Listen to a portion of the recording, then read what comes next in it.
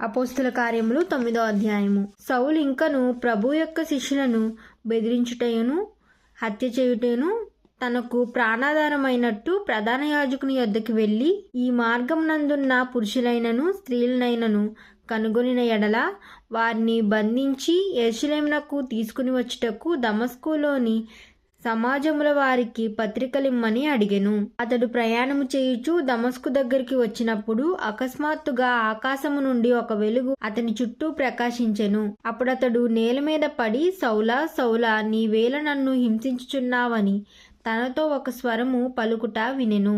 ప్రభువా, నీవెవడు అని అడుగుగా ఆయన, నేను నీవు హింసించుచున్న యేసును, లేచి పట్నంలోనికి వెళ్ళుము, అక్కడ నీవు ఏమి చేయవలెనో అది నీకు తెలుపబడునని చెప్పెను. అతనితో ప్రయాణము చేసిన మనుషులు ఆ స్వరము వినిరి గాని ఎవరిని చూడక మౌనులై నిలిచియుండిరి. సౌలు నేల మీద పడి లేచి కన్నులు తెరిచినను ఏమీ చూడలేకపోయెను గనుక వారతని చెయ్యి పట్టుకుని దమస్కులోనికి నడిపించిరి. అతడు 3 దినములు చూపులే అన్నపానములేమీ పుచ్చుకొనకయుండెను. దమస్కులో అననీయ అను ఒక శిష్యుడుండెను. ప్రభు దర్శనమందు అననీయ అని అతనిని పిలువగా అతడు, ప్రభువా, ఇదిగో నేనున్నానెను. అందుకు ప్రభువు, నీవు లేచి తిన్నాని దనబడిన వీధికి వెళ్ళి యూదాయ అను వారి ఇంట తార్సువాడైన సౌలను వాని కొరకు విచారించుము. ఇదిగో అతడు ప్రార్థన చేయుచున్నాడు. అతడు అననీయ అను ఒక మనుషుడు లోపలికి వచ్చి తాను దృష్టి పొందినట్లు తల మీద చేతులుంచుట చూచున్నాడని చెప్పెను.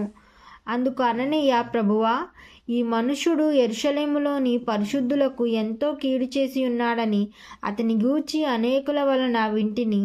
ఎక్కడును నీ నామమును బట్టి ప్రార్థన చేయు వారందరినీ బంధించుటకు అతడు ప్రధాన యాజకుల వలన అధికారము పొంది ఉన్నాడని ఉత్తరమిచ్చెను. అందుకు ప్రభువు, నీవు వెళ్ళుము, అన్యజనుల ఎదుటను రాజుల ఎదుటను ఇశ్రాయేలీల ఎదుటను నా నామం భరించుటకు ఇతడు నేను ఏర్పరచుకొనిన సాధనమై ఉన్నాడు.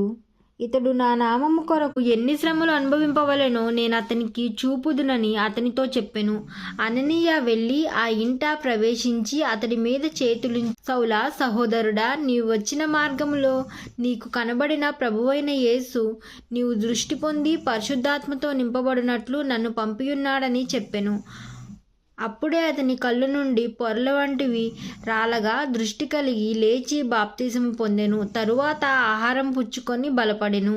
పిమ్మట అతడు దమస్కులోనున్న శిష్యులతో కూడా కొన్ని దినములుండెను. వెంటనే సమాజ మందిరములో యేసే దేవుని కుమారుడని ఆయనను గూర్చి ప్రకటించుచూ వచ్చెను. విన్నవారందరూ విభ్రాంతి నొంది, యెరూషలేములో ఈ నామమును బట్టి ప్రార్థన చేసిన వారిని నాశనం చేసిన వాడు ఇతడే కాడా? వారిని బంధించి ప్రధాన యాజకుల యొద్దకు కొనిపోవుటకు ఇక్కడికి కూడా వచ్చియున్నాడని చెప్పుకొనిరి.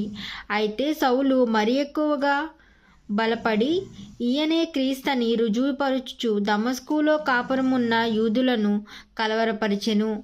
అనేక దినములు గతించిన పిమ్మట యూదులు అతనిని చంపనాలోచింపగా వారి ఆలోచన సౌలునకు తెలియవచ్చెను. వారతనిని చంపవలనని రాత్రింబవళ్ళు ద్వారముల యొద్ద కాచుకొనిచుండిరి గనుక అతని శిష్యులు రాత్రివేళ అతన్ని తీసుకొని పోయి గంపలో ఉంచి గోడగుండా అతన్ని క్రిందికి దింపిరి. అతడు యెరూషలేములోనికి వచ్చి శిష్యులతో కలుసుకొనుటకు యత్నము చేసెను గాని అతడు శిష్యుడని నమ్మక అందరూ అతనికి భయపడిరి. బరబ్బా అతన్ని దగ్గరకు తీసి అపోస్తుల యొద్దకు తోడుకొని వచ్చి అతడు త్రోవలో ప్రభువుని చూచిననియు ప్రభు అతనితో మాట్లాడిననియు అతడు దమస్కులో యేసునామమును బట్టి ధైర్యముగా బోధించెననియు వారికి వివరముగా తెలియపరిచెను. అతడు యెరూషలేములో వారితో కూడా వచ్చుచూ పోవుచు ప్రభునామమును బట్టి ధైర్యముగా బోధించుచు గ్రీసు భాషను మాట్లాడు యూదులతో మాట్లాడుచు తత్కరించుచుండెను. వారు అతన్ని చంపయత్నము చేసిరి గాని సహోదరులు దాన్ని తెలుసుకుని అతన్ని కైసరునకు తోడుకొని వచ్చి తార్సునకు పంపిరి.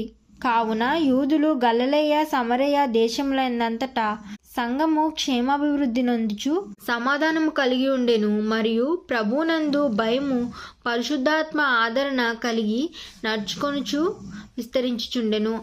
ఆ తరువాత పేతురు సకల ప్రదేశములో సంచారము చేయుచు లుద్దలో కాపురమున్న పరిశుద్ధుల యొద్దకు వచ్చెను. అక్కడ పక్షవాయువు కలిగి 8 ఏండ్ల నుండి మంచము పట్టబడిన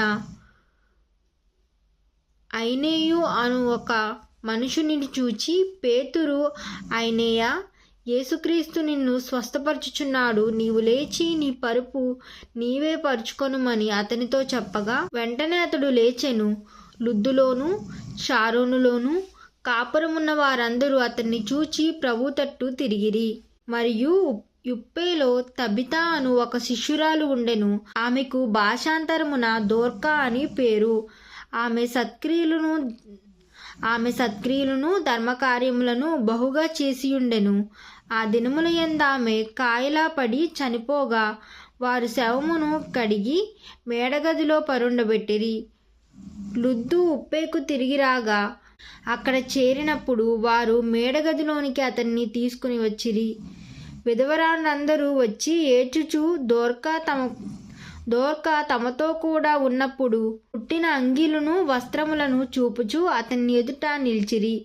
పేతురు అందరినీ వెలుపలికి పంపి మోకాళ్ళూని ప్రార్థన చేసి శవమైపు తిరిగి, తబితా లెమ్మనగా ఆమె కన్నులు తెరిచి పేతుర్ని చూచి లేచి కూర్చుండెను. అతడు ఆమెకు చెయ్యిచ్చి లేవనెత్తి పరిశుద్ధులను విధవరాండ్రును పిలిచి ఆమె సజీవురాలుగా వారికి అప్పగించెను.